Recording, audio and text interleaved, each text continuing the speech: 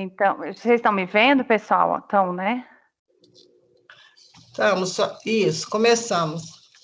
Sejam bem-vindos a todos e todas. Nós estamos no nosso encontro de 8 de junho de 2021, no nosso curso de extensão, Pensamento Computacional em Processos Criativos, de elaboração de projetos.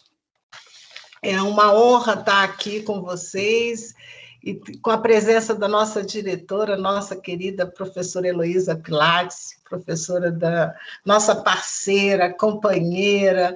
É uma honra tê-la aqui conosco. Nós estamos, por conta dela que nós estamos aqui, diga-se de passagem, né? Porque ela traz aí essa dinâmica. Olha, vou te contar, acompanhar a professora Heloísa está difícil, mas a gente está junto. E com vocês, melhor ainda. Então, hoje, nós estamos juntas aqui para dialogar com vocês, explicar essa nossa proposta, que é uma proposta ousada, como a gente já anteriormente comentou aqui, professora Heloísa, que a proposta traz um desafio grande para todos, né? Todos nós professores, nesse mundo pós-pandemia, no mundo digital, e nós estamos juntas aqui, junto com a nossa equipe, estudantes, pesquisadores, júnior, iniciantes nessa agenda de ciência, de pesquisa e de educação. É uma honra tê-la aqui. Eu espero que hoje a gente consiga dialogar com um grupo ainda mais qualificado, maior ainda, porque a gente está aí trazendo pessoas para constituir essa rede de formação docente, segundo uma abordagem interdisciplinar da computação em outros componentes curriculares. Por favor, faça, então, esse espaço, as suas palavras, professora, para a gente iniciar a nossa dinâmica de hoje. Então, bom dia, né? Obrigada aí, professora Fátima, pelas palavras. A professora Fátima, é um prazer enorme trabalhar com ela, que ela é muito visionária, né? Como vocês já puderam perceber, então a honra é toda minha de estar aqui. Atualmente eu estou nesse cargo mesmo, né? Nessa diretoria do Decanato de Ensino de Graduação, que é uma diretoria que busca planejar e acompanhar as ações das licenciaturas da Universidade de Brasília, né? E para a gente é uma diretoria muito importante, porque a gente sabe a importância do papel do professor na sociedade, né? E a Universidade de Brasília reconhece a importância das licenciaturas, e o objetivo dessa diretoria é fomentar essas parcerias, esses momentos de diálogo e possibilitar cada dia mais uma formação inicial e continuada de excelência acadêmica, de diálogo, né? Por isso que, então, nossos objetivos estão relacionados a isso, né? A formação de professores e o diálogo com a sociedade, né? O diálogo das licenciaturas da UNB com a Secretaria de Educação e com outras secretarias também do entorno, né? Mas basicamente com a Secretaria de Educação do Distrito Federal. E aí uma das ações que a gente tem desenvolvido nesse ano é essa parceria, né, com a Secretaria para o curso do Novo Ensino Médio, que estamos aqui, né, num dos 10 cursos, mas num curso, sem dúvida, muito inovador, muito interessante, por causa dessa temática do pensamento computacional, né.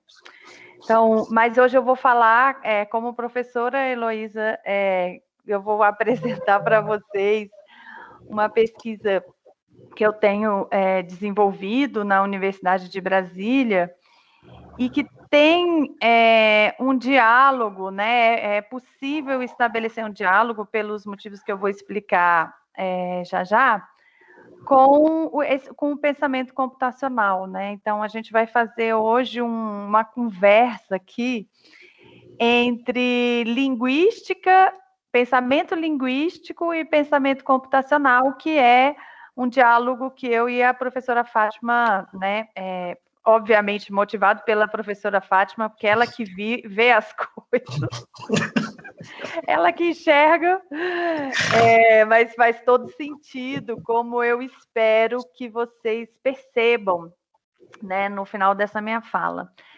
E a gente vai ser bem dinâmico aqui. Quem estiver achando que eu vou falar 40 minutos, vocês se enganam.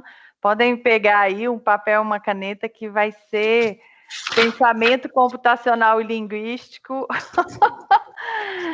do meio para o fim. No início eu vou falar algumas coisas teóricas para vocês entenderem a fundamentação, mas a gente vai colocar esse pensamento linguístico e computacional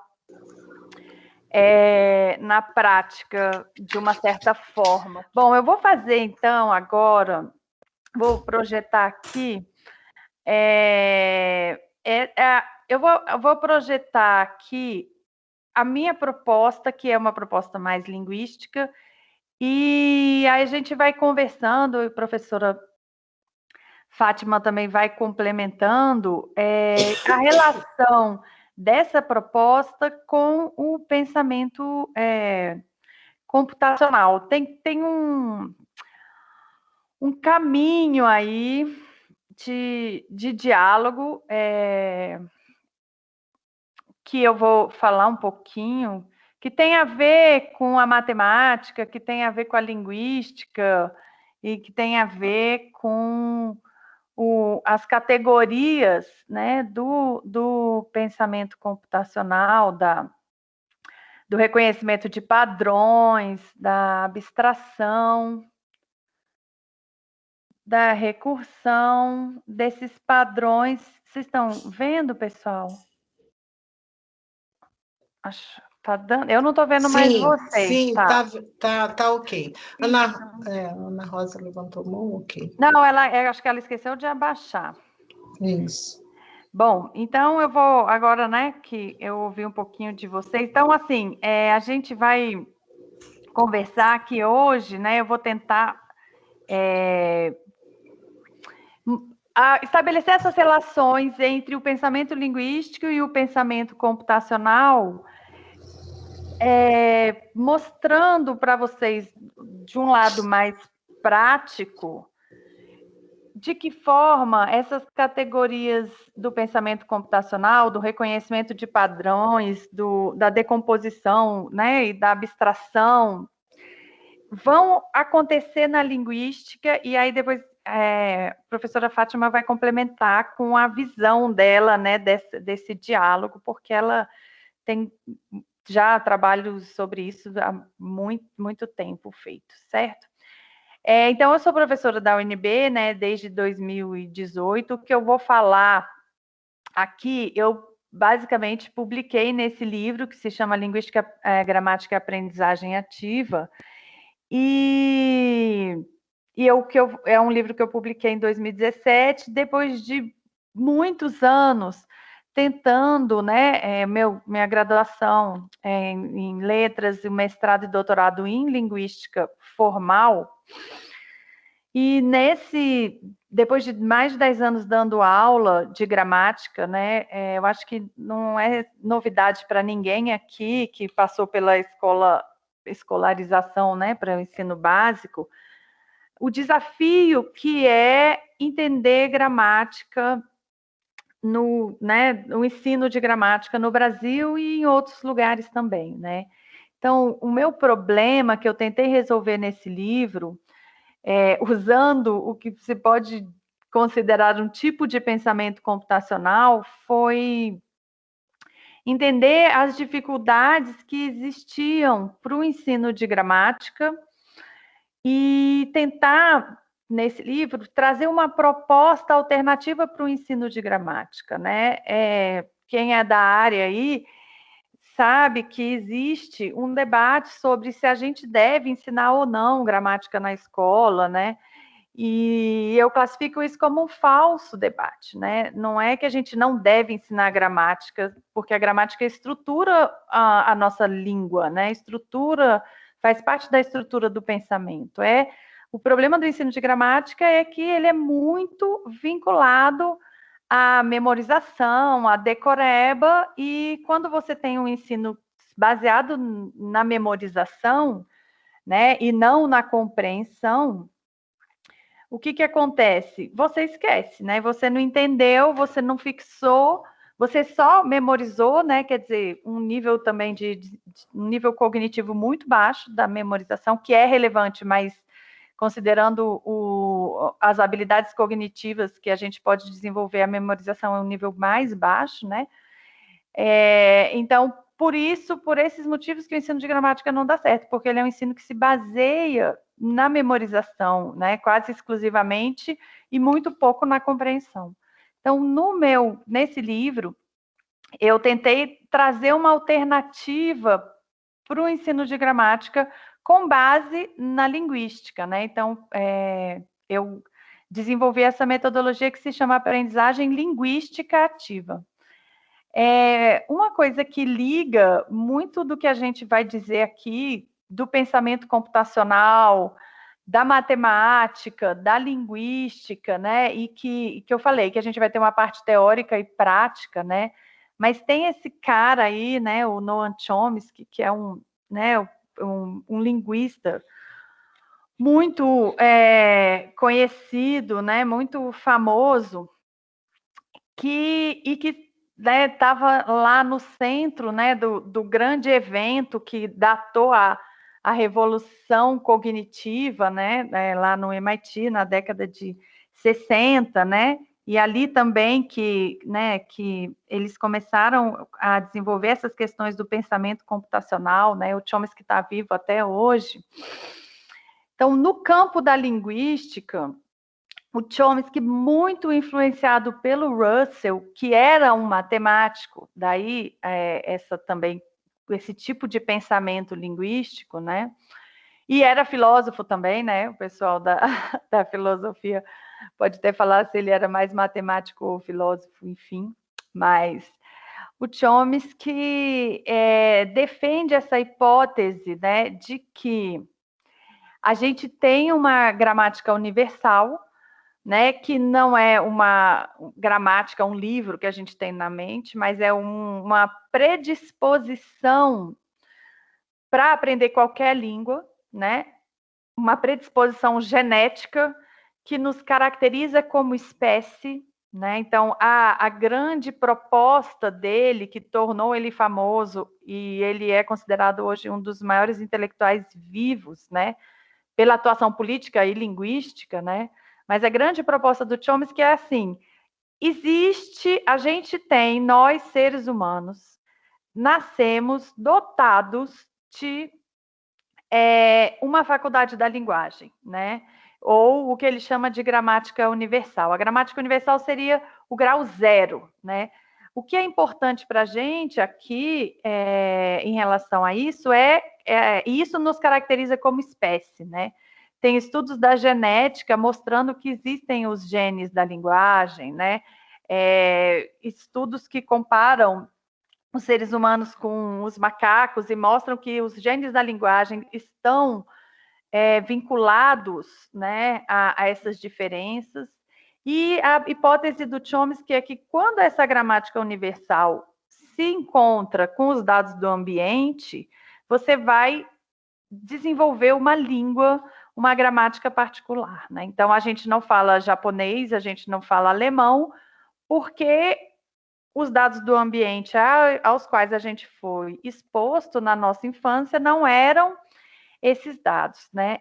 Isso daqui que eu trouxe é uma síntese da síntese, mas isso muda, assim, é uma hipótese muito revolucionária no campo da linguística e no campo da biolinguística também, né? Da biologia. O Chomsky tem feito muitos trabalhos com biólogos e psicólogos evolucionistas.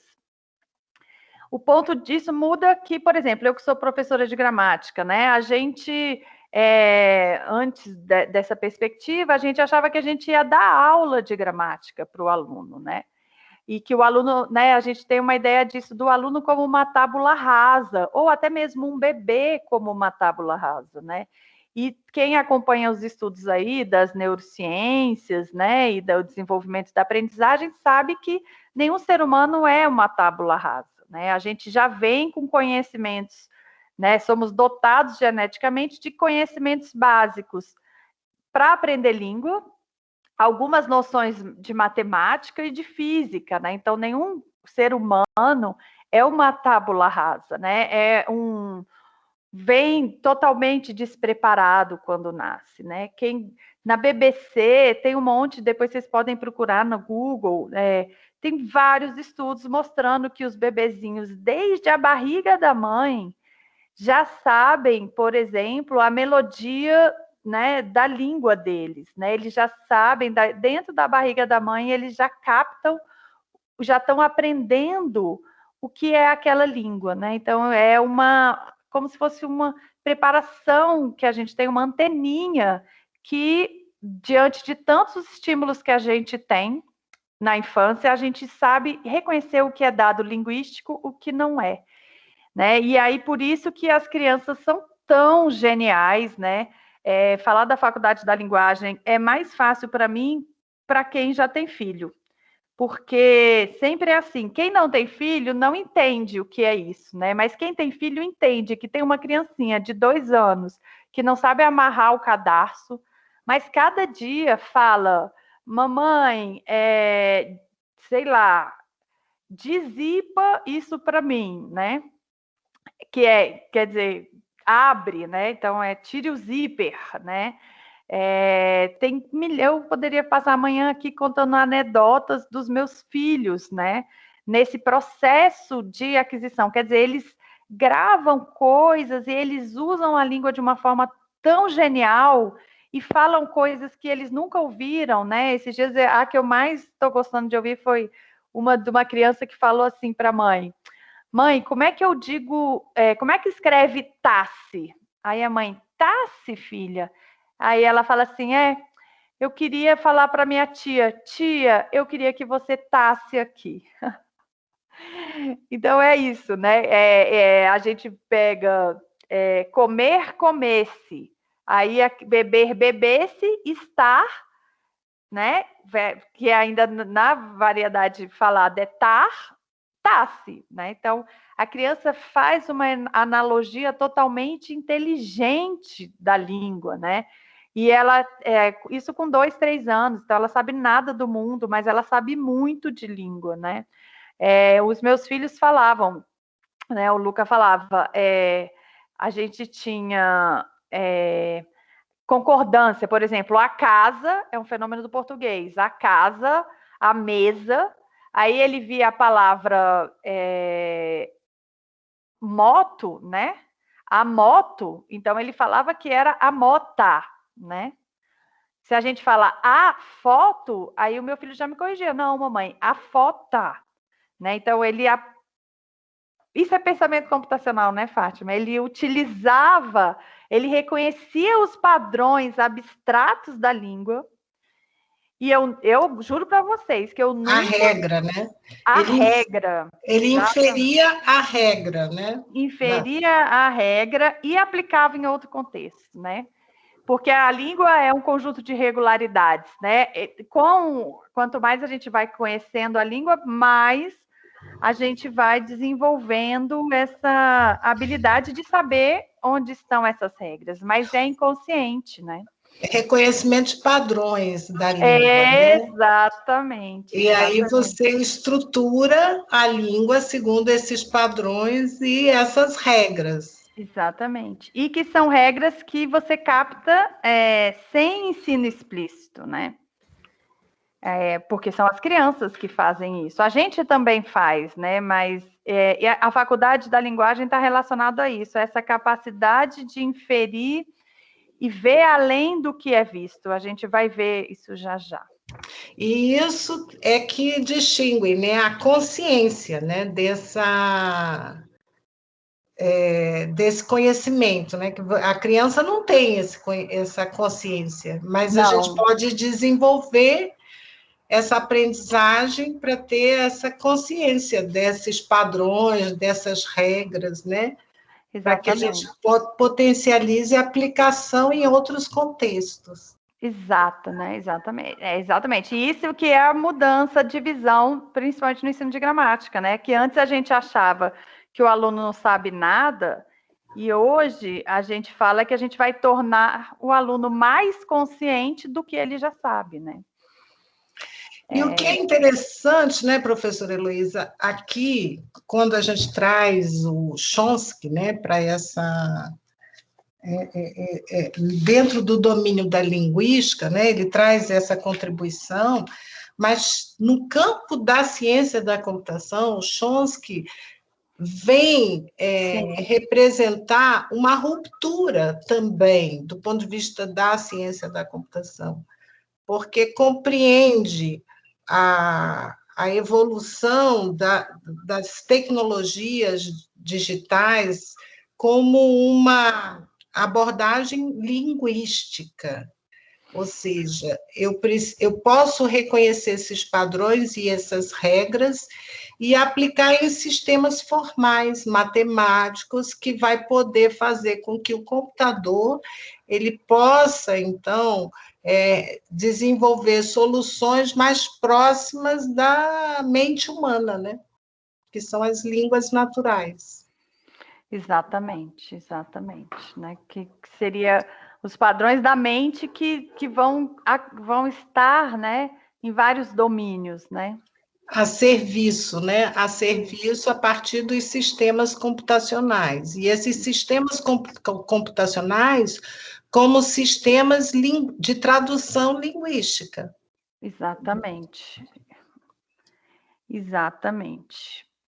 Então, ótimo. Então é isso, assim, é exatamente, né? É como se a gente tivesse essa gramática universal poderia ser uma.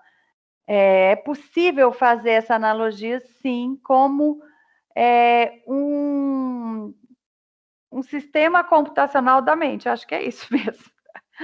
Que a gente, na linguística, chama de gramática universal. Que na computação, na verdade, são os sistemas de linguagens, de tradução de linguagens computacionais. Então, o Chomsky vem, ele traz a contribuição para a computação, porque essas traduções de linguagens eram sistemas muito complexos, do ponto de vista da implementação, né, nos sistemas computacionais. Exigiam, por exemplo, o primeiro tradutor de linguagem computacional, a linguagem Fortran, ela exigiu o desenvolvimento de uma equipe de 150 homens ano. Era nessa ordem de grandeza. Então, a complexidade era muito grande, o desenvolvimento na época. E aí Chomsky cria esse conceito de gramática, que, para a computação, facilita os sistemas de tradução automática. Então, a gente constrói um sistema que traduz a linguagem mais próxima da linguagem natural para a linguagem computacional, que é 0 e 1. Então, essa é a grande contribuição de Chomsky, né? Ele traz um formalismo linguístico que se aplica aos sistemas computacionais, que faz com que esses sistemas computacionais eles sejam mais efetivos, mais rápidos e mais fáceis de serem construídos e evolutivos. Aí as linguagens trazem aí uma grande evolução. Aí vocês veem que hoje é muito mais fácil a gente ter uma linguagem como Scratch, por exemplo, né, que está bem próximo do mundo educacional e que é implementado a partir do conceito de gramática. Exatamente. Daí já começa o nosso diálogo, né, Fátima, aqui.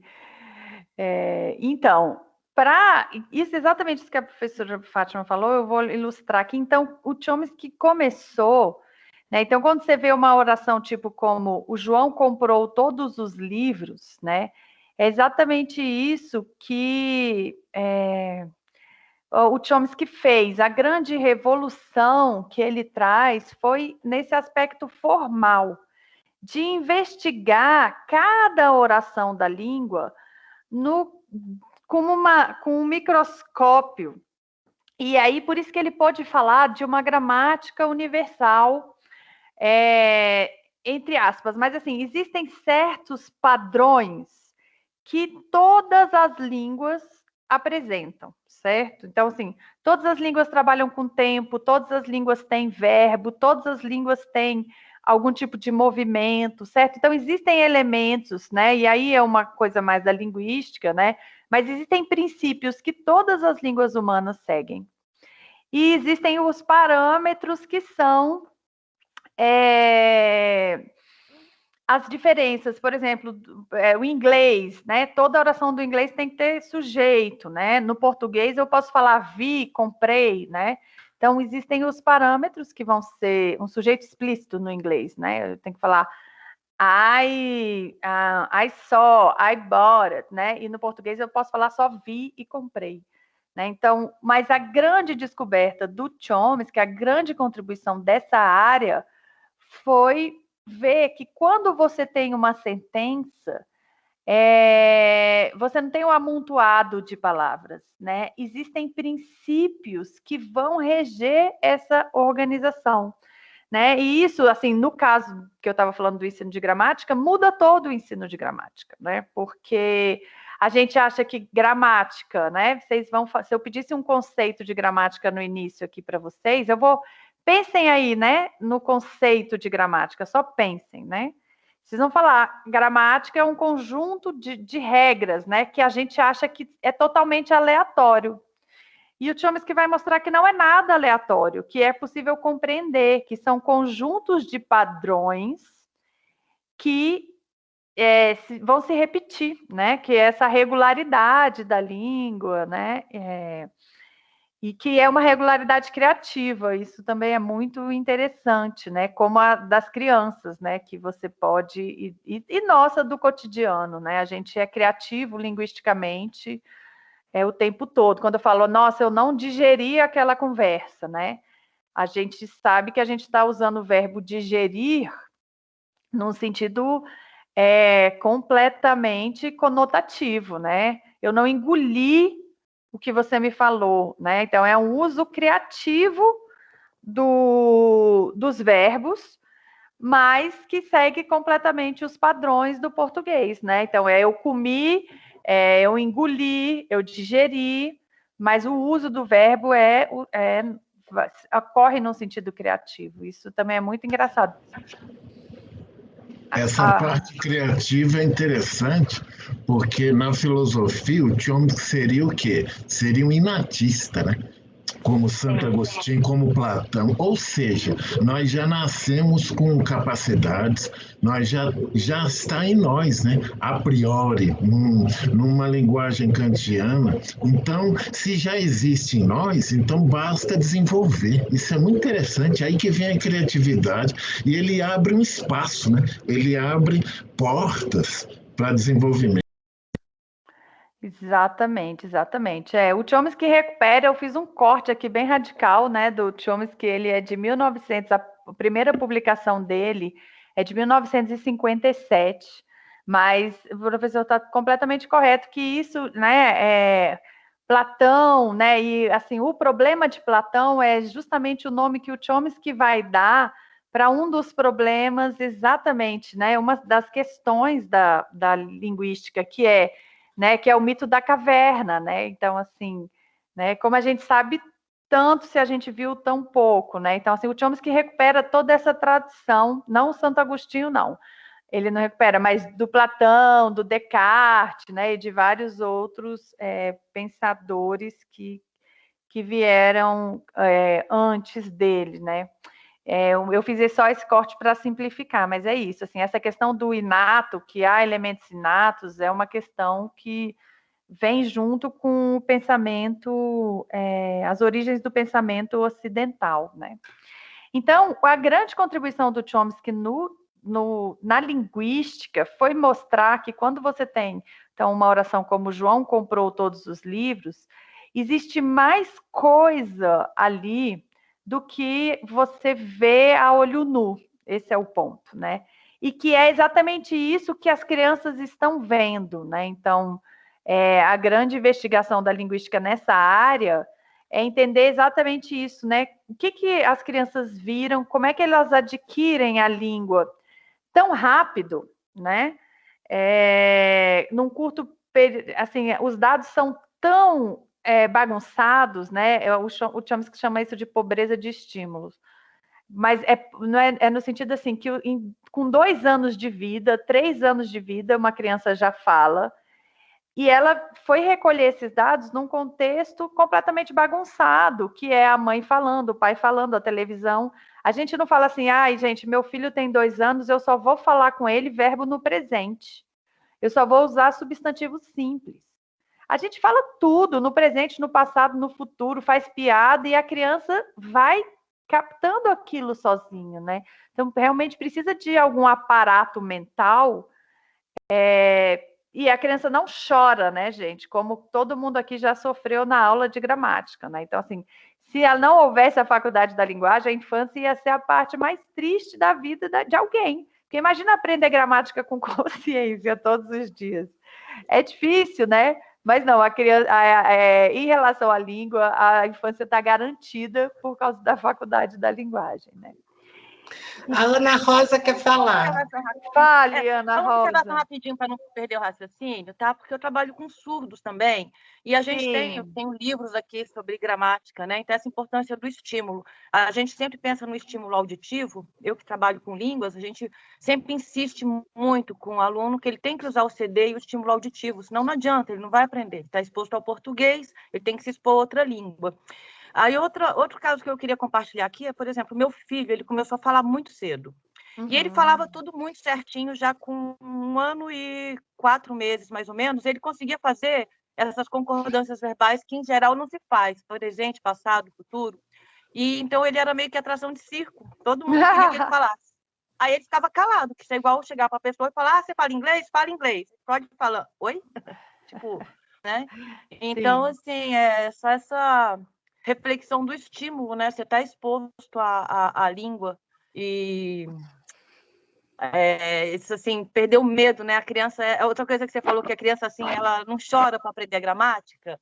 Aí eu tenho uma teoria, isso com um aluno surdo foi que eu percebi, que às vezes a criança chora, chora, chora e você não sabe por que, você vai tentando e oferecendo coisas e falando, né? Quem é mãe sabe que você fica tagarelando com o filho o tempo todo. Então, quanto mais você fala, mais cedo a criança também consegue falar, porque tem o estímulo, né? Então, às vezes, a criança está chorando porque nem consegue se comunicar ou mostrar o que quer. Eu tive um aluno surdo que ele tinha um histórico com os outros professores de violência. Esse aluno, ele ataca, esse aluno, ele quebra coisas, esse aluno tem surtos. E comigo nunca isso aconteceu. Comigo ele era educado, ele era o contrário da descrição, não combinava a descrição. Ele abria a porta, ele carregava meus livros, quando ele falava muito, e era com a mão, né? Eu tocava no ombro dele, ele pedia desculpa, fazia o gesto de pedir desculpa e voltava a olhar para frente, prestava atenção. E eu comecei a perceber que quando ele ficava muito irritado, era quando a pessoa não tinha paciência de prestar atenção no que ele estava tentando explicar, porque ele era surdo profundo e usuário de Libras mesmo, ele não era oralizado. E quando você parava e ficava tentando prestar atenção, ia fazendo os testes, é isso, é aquilo, até você acertar, ele era impecável na educação. E quando você não dava atenção, ele ficava extremamente irritado. Então, essa questão da comunicação, assim, né? Essa reflexão para não perder o raciocínio que você está colocando. Obrigada, Ana, mas é isso mesmo. E a língua de sinais, claro que, né, quando a criança está adquirindo Libras, ela passa pelas mesmas etapas, é importante essa observação mesmo, obrigada. Ela passa pelas mesmas etapas, ela tem o balbucio, ela vai desenvolvendo, né? Libras é uma língua natural também, que segue os mesmos padrões, que também apresenta todas essas questões, e que como língua, ela tem essas 3 qualidades que eu vou falar aqui, tá? Então, o que o Chomsky descobriu, né, é que existe uma arquitetura invisível das línguas, né, o sistema linguístico. Né? Então, naquele microscópio gerativista, que é um microscópio totalmente de mentira que eu estou falando, mas, assim, quando aprender essa proposta do Chomsky, é olhar as línguas por meio desses padrões abstratos subjacentes, né, que vão se repetir, como esse que eu falei, né, da concordância, né, a foto, a moto, né, E aí meu filho também falava, o primo dele chamava Mateus, ele falava o Mateusou, porque ele estava nesse período de entender a regra da concordância, né? E então era a fota, né? A mesa, a cadeira, a fota. E o primo dele chamava Mateus, era o Mateusou, né? Porque ele estava na concordância, depois que, claro, ele foi percebendo que existe a regra geral, assim, né, o sistema geral, mas que existem outras questões em jogo, né? É um amadurecimento que acontece na mente, né? E as características das línguas naturais, então, que existem, então, esses padrões abstratos subjacentes, que existem um número limitado de fenômenos relevantes, então, as línguas esses padrões são mais ou menos fixos, né? E mais que vão gerar um número infinito de possibilidades, né?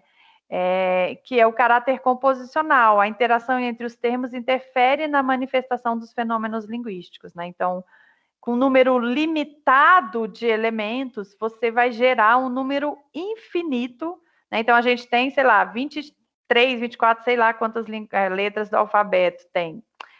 Vamos pôr 25. Com 25 letras, né, quantas palavras a gente é capaz de formar, quantas frases, né, infinitas, né? Então, porque a gente tem esse sistema que vai gerar, dentro desses padrões, por isso que todo mundo se entende, teoricamente, né? Mas a gente é capaz de entender o que o outro está falando dentro da nossa língua, porque a gente compartilha os mesmos padrões, né? Então, isso é a questão do sistema, da visão gerativista, né, das línguas, né? E agora, mudando um pouquinho de assunto, né, existem diversos estudos, e a gente aqui que é professor, né, existem 3 princípios da aprendizagem que, como eu falei para vocês, eu estava tentando resolver um problema do ensino de gramática, e hoje existem 3 princípios que todos os estudos sobre aprendizagem, né, defendem como princípios super importantes para você levar em consideração no processo de aprendizagem. Um é partir do conhecimento prévio dos alunos, né? Então, Paulo Freire já falava isso, e os estudos das neurociências, das ciências cognitivas explicam isso, né? O Paulo Freire falava que a leitura do mundo precede a leitura da palavra, né? Então, e vários estudos têm mostrado isso, quer dizer, a nossa visão das coisas interfere na nossa compreensão da realidade. Por isso que é tão importante você entender a cabeça dos seus alunos, tanto em relação a aspectos sociais e culturais, quanto em relação ao conteúdo pedagógico, né? Então, às vezes, no meu caso, por exemplo, de gramática, o meu primeiro grande trabalho era mudar a concepção dos alunos de que eles não sabiam português, né? Porque isso pode interferir em toda a sequência de aprendizado do aluno. Então, entender o conhecimento prévio dos alunos é fundamental. Promover a compreensão profunda do assunto é um outro ponto super relevante, que tem a ver com o que eu falei no início. Se você fica só num nível superficial, por exemplo, da memorização, você não chega à aprendizagem efetiva, né? Uma aprendizagem com compreensão. E o terceiro princípio, que é desenvolver a metacognição por meio da aprendizagem ativa. Então, mostrar o conteúdo, né? E levar o aluno a refletir sobre aquilo que ele está aprendendo. Então, assim, o que eu sabia antes, o que eu experimentei e como é que eu saio dessa experiência, né? Então, são essas 3 etapas, esses 3 princípios, eles são relevantes para qualquer experiência de aprendizagem, né? Você pode usar isso numa aula, perguntando o que vocês sabem de gramática, né? Então você investiga o conhecimento prévio. Claro que o conhecimento prévio envolve muita coisa, né? Eu estou falando de um caso bem específico, mas até o que o aluno entende por erro, o que o aluno entende como aula, faz parte do conhecimento prévio. Promover a compreensão profunda, quer dizer, uma experiência que seja significativa, e a gente vai discutir isso, porque nesse aspecto número 2, que está o pensamento computacional. E o terceiro ponto, desenvolver a metacognição por meio da aprendizagem ativa, né? Então, a metacognição é uma palavra super da moda nos estudos da neurociências e até nos estudos sobre inteligência emocional, né? É esse autocontrole, é essa cognição consciente sobre o seu próprio processo de aprendizagem, o seu próprio sentimento em relação àquele processo de aprendizagem, né? Então, todas as experiências exitosas, né? E se você quer tornar a sua experiência de aprendizagem, seja na física, né, na medicina, na filosofia, na linguística, se você prestar atenção, né, eu trouxe isso para o campo do ensino de língua portuguesa, mas isso são estudos consolidados, e quem quiser as referências, olha esse do Bransford, Brown and Cooking, How People Learn, como as pessoas aprendem. Em português até tinha Vivo Esgotado, mas existe esse livro aqui, Como as Pessoas Aprendem, né? E aí isso aqui é uma síntese máxima que você pode usar numa aula, você pode usar num projeto de 6 meses, né, no semestre. Se você observar esses 3 elementos, você vai ter uma experiência de aprendizagem mais rica, tá? E agora, então, mas hoje eu não vou discutir com vocês esses 3 elementos, né? Eu vou discutir mais a questão da compreensão profunda do assunto, né? O que significa isso, né? Segundo esses estudiosos, eles vão falar que a compreensão profunda do assunto vai ser quando você aprende a identificar os padrões, né? Daquele conhecimento, né? Então, os padrões da matemática, os padrões da sociologia, né? Da sua área específica, né? E isso pode ser visto de diversas partes. E outra coisa que é super importante, né? Então, do conhecimento profundo, entender os fatos e as ideias no contexto do arcabouço conceitual e organizar o conhecimento a fim de facilitar sua recuperação e explicação. Tem que ser dentro de um arcabouço conceitual, né? Senão a pessoa usa certos elementos na hora errada, né? Porque, então, a compreensão profunda do assunto implica identificar o padrão dentro daquela área do conhecimento, entender os fatos e as ideias dentro de um arcabouço conceitual organizado, né? E isso está grifado aqui, porque, assim, no caso da gramática, que era o meu problema inicial, a gente não trabalhava por meio de padrões, né? Quem sabe, lembra aí que era assim, crase, 30 regras, vírgula, 20 regras, termos da oração, 500 regras, né? Então, não era possível identificar padrões, a gente não tem um contexto, um arcabouço conceitual claro, e a gente não tem o conhecimento organizado. No ensino de gramática, a gente não tinha nada disso, né? E o terceiro elemento do conhecimento profundo é aprender quando, onde, por que usar o conhecimento, levando em conta as condições, né? Então, assim, o conhecimento profundo está muito relacionado, por exemplo, com as estratégias de solução de problemas, né? Que a gente pode fazer um link aqui com a medicina, né? A medicina tem muita essa relação, né? Dos padrões, né?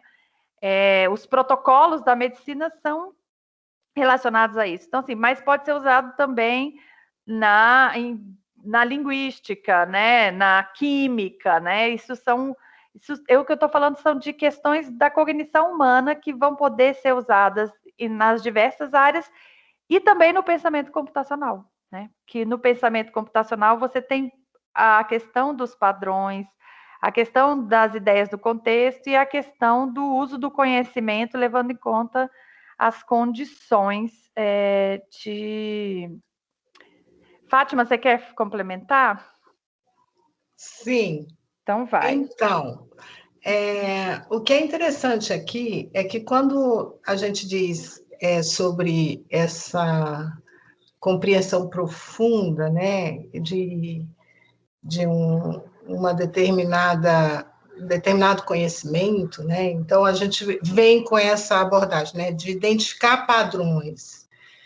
E o que isso, essa relação com a computação? Porque o que é a computação? É essa sistematização do pensamento, porque o computador, ele representa a cognição humana. Eu vou fazer o computador resolver um problema concreto que tem aí um interesse de aplicação social, né? O computador, ele faz algo porque a gente quer que ele faça algo. Agora, como que eu vou fazer esse computador representar essa cognição humana?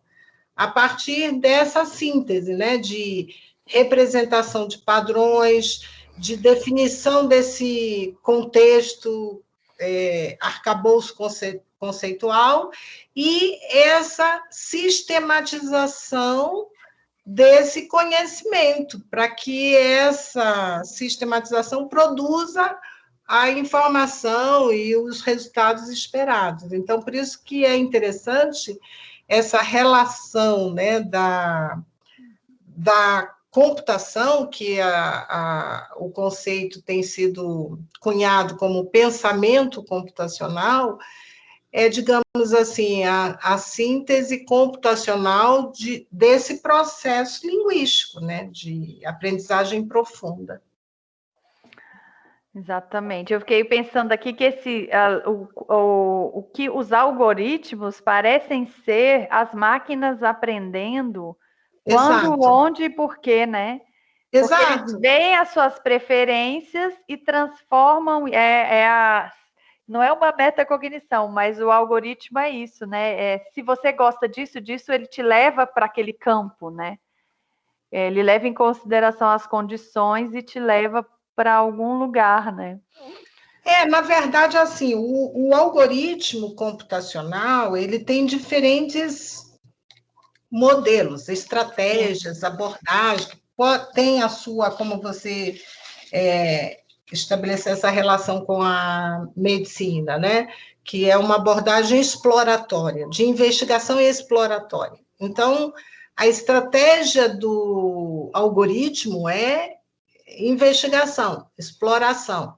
Então, vai identificar os padrões dentro de uma base de conhecimento, de informações, em que vai extrair esses padrões, entender a partir do arcabouço conceitual, a partir dessas estratégias, e aí ele vai recuperar e vai tomar decisão. É interessante? É útil? Então, ok. Não? Então, não.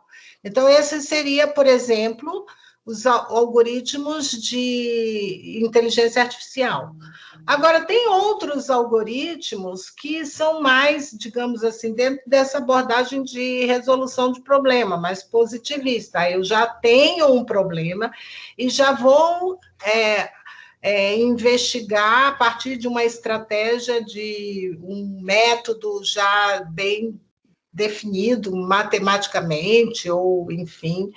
Aí a gente tem outros tipos de algoritmos de solução, mas independente das estratégias, que são várias, né, que tem a ver com esses processos cognitivos humanos, de padrões não só dos componentes, mas também dos processos, né, Heloísa? Exatamente. Quando você diz assim que dentro da arquitetura invisível das línguas, você tem padrões que se repetem, que tem ordem, tem hierarquia, tem repetição. Então, é isso que a computação faz, né? Sistematizar essa lógica, né, de identificação de padrões e de sistematização dos fenômenos dentro dessas estruturas, que são estruturas linguísticas, no fundo. Exatamente. Muito obrigada, muito obrigada. Então, é isso aqui. Então, assim, o padrão básico do português, né, seria esse, né? Então, dentro dessa perspectiva, O padrão do português, o que as 500 regras que a gente vê na gramática, elas, na verdade, são fruto de diferentes combinações do sujeito, do verbo e de algum elemento, né, que pode ser um objeto ou um predicativo, né, mas são de termos adjuntos, assim. Então, assim, simplificando ao máximo a gramática, que é uma coisa que dentro da abordagem tradicional, né, e que a gente demora 12 anos na escola e não consegue entender direito o que está acontecendo, é porque na metodologia tradicional a gente não consegue visualizar que, na verdade, a gramática é um conjunto de padrões que se repetem. Então, por causa do ensino tradicional ser desse jeito, a gente demora 12 anos para entender uma coisa super simples que a gente já sabia, né? É, assim, incrível, né? Então, assim, a minha missão tem sido mudar isso, né? Eu tenho o projeto da Gramaticoteca, que é mostrar que, na verdade, é bem mais simples e que quando você entende esse sistema, você pode usar ele na leitura, na escrita, de diversas formas, né, em seu benefício, e que, na verdade, é assim, então, é baseado na teoria gerativa que fala, ó, são padrões, se repetem, você usa com criatividade.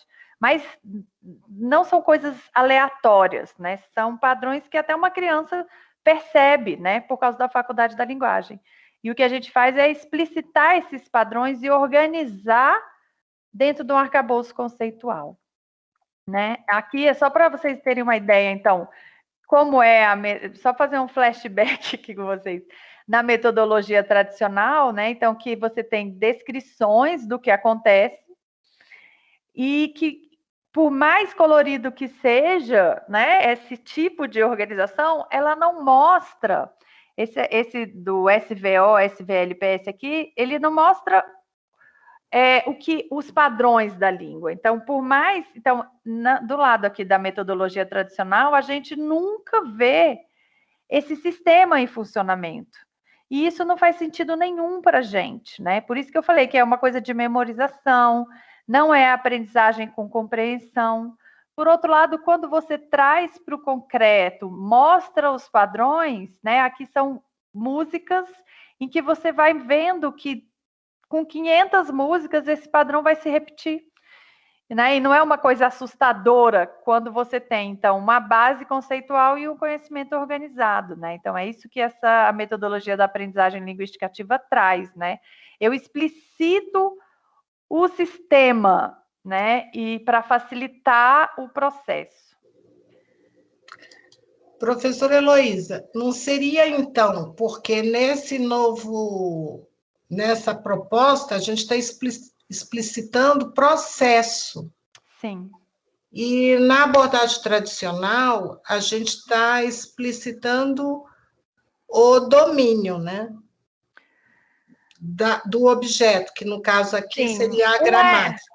Um é descritivo, né? É descritivo, é muito descritivo, né?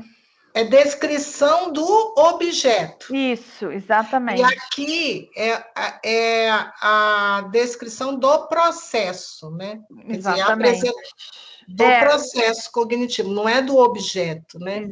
Aqui cabe vários domínios, ali não, só cabe a gramática, né? Exatamente. Então, eu acho que isso é interessante, porque, do ponto de vista computacional, é isso. O que é a ciência da computação? É uma ciência que desenvolve uma representação de processos. O conteúdo dos algoritmos, a gente que vai trazer, que aí vem os diferentes domínios de aplicação. Mas os algoritmos, eu tenho lá um repertório de algoritmos já definidos dentro do domínio da ciência da computação, que é a ciência que sistematiza processos cognitivos. Então, eu vou ter lá já um algoritmo clássico, né, de classificação, de padrões, de busca, né, efetiva de uma informação.